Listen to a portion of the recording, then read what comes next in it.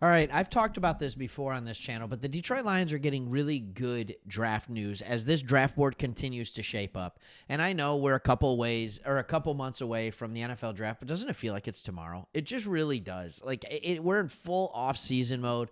We have free agents first, so a lot of this will be changing. But in this video, we are going to talk about where all the mock drafts have players going for the Detroit Lions.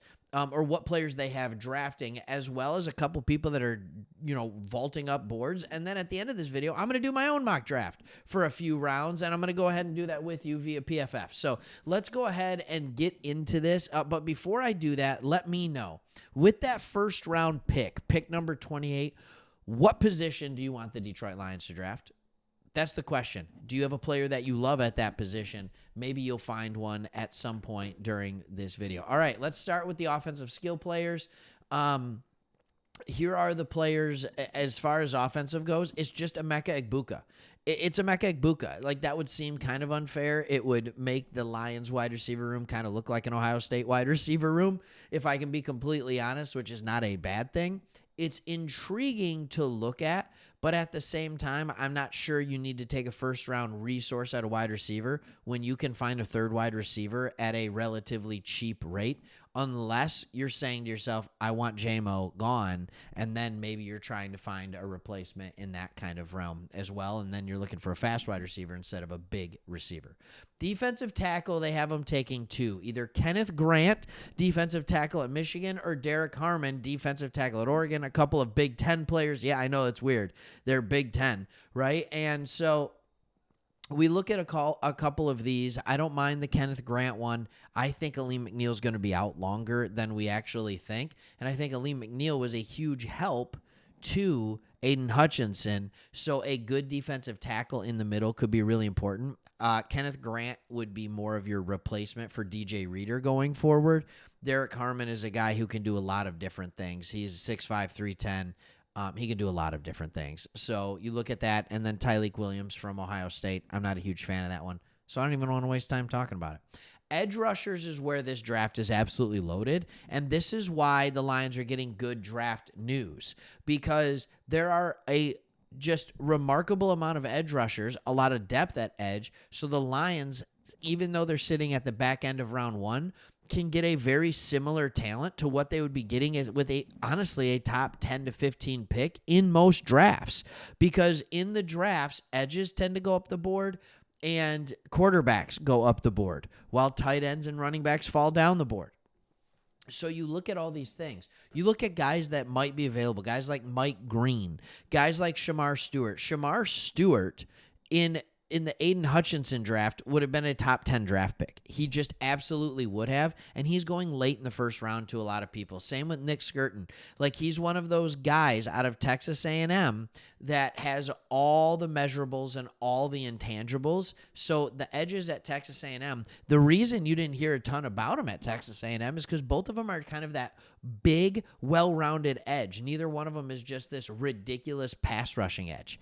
All right, Jack Sawyer. He's a little bit smaller, but he actually kind of carries himself in many similar ways to what Aiden Hutchinson does. It's kind of interesting. I don't think he's as good. He's not as polished, but he absolutely plays hard. And you saw some big plays from him during the college football playoff. I don't like talking good about Ohio State guys. Anyways, Landon Jackson, again, these are guys that it's like, you're kidding me. All these guys are available. When I look at guys like these are, usually early first round guys, but because there's so many, they're available late. These, I would say, are guys that would usually fall into that late first, early second round. In Jack Sawyer, Landon Johnson, Princely, Jared Ivey. I don't think there's a ton there. And then they also have us. There's a few defensive backs they have us taken. I don't want to take a DB in the draft. I don't. I want to figure that stuff out outside of the draft, if I can be completely honest with you. So let's go ahead, and I've already started this mock draft, but I want to talk to you guys about it and look at what it is. We have some new info that was put into here based on the Reese's Senior Bowl. Look, PFF does stuff really, really fast. As you can see on the board over here on the left, there's been some edges that went before us and some tackles that we saw. Shamar Stewart was the guy I wanted, if I can be completely honest. I would be thrilled with that. At this point, I'm still doing a lot of my draft research. Kenneth Grant was already gone. Walter Nolan was already gone. Michael Williams, you would expect these guys to be gone. Mike Green is gone. James Pierce. But there are so many edges. But I am pretty set on if I can get a good defensive lineman for depth purposes, I'm going to get it. I want to put a young defensive lineman. I want to pair him with Aiden Hutchinson. I just do.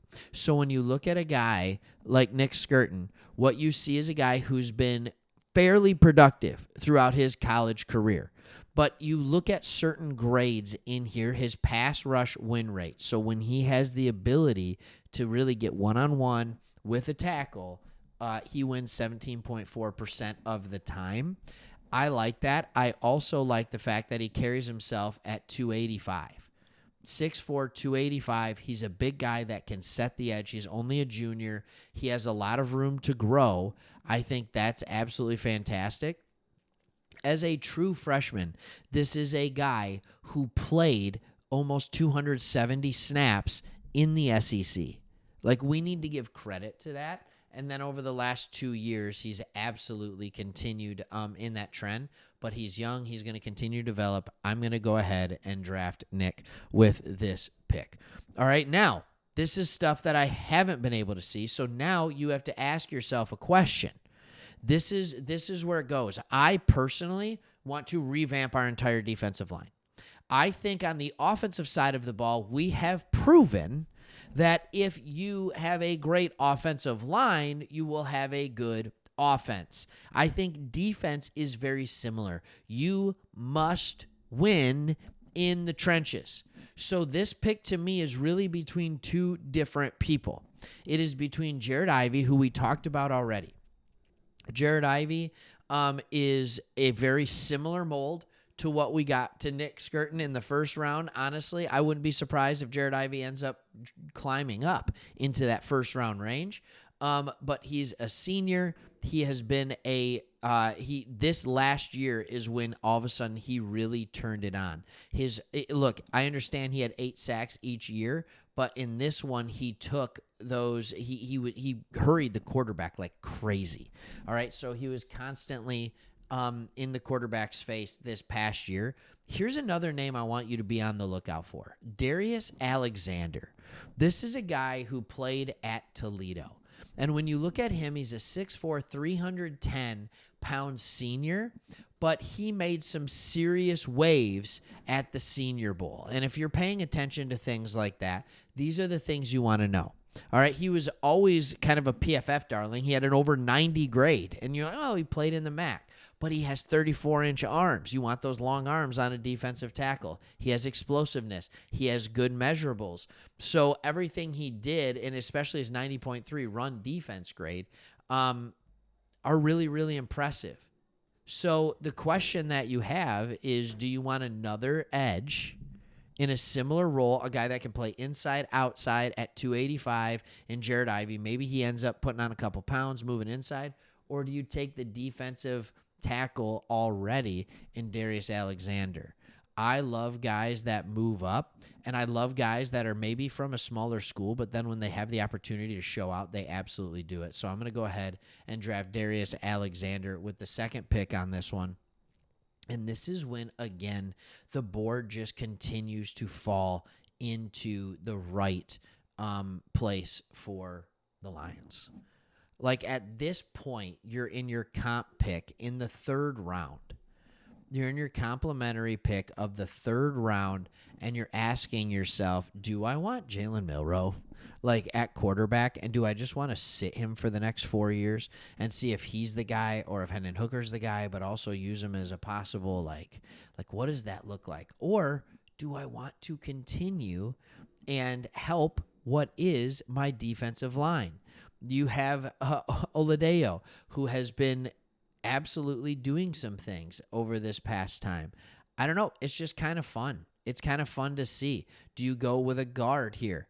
All right, Luke Kandra out of Cincinnati, and start to kind of fill in what looks like your next offensive line going forward. All right. it's a question that I think is fun. But for the fact that we're just having fun out here, let's go Jalen Milroe, because why not? All right, now it's going to go ahead and grade my draft. Let's see what I get. All right, I get an A-. Says the Darius Alexander pick wasn't good. I don't know why it's a C+ when it must be based on need. All right. And what's funny is that it told us to draft someone out of Ole Miss instead, a linebacker. I don't know if I'm there in the second round based on what we have. So PFF's not perfect, but the draft is shaping out really nice for the Detroit Lions. And if you're a defensive-minded person, it's in the perfect time. All right, thanks for watching. Hit that subscribe button if you haven't already. We'll see you on the next one.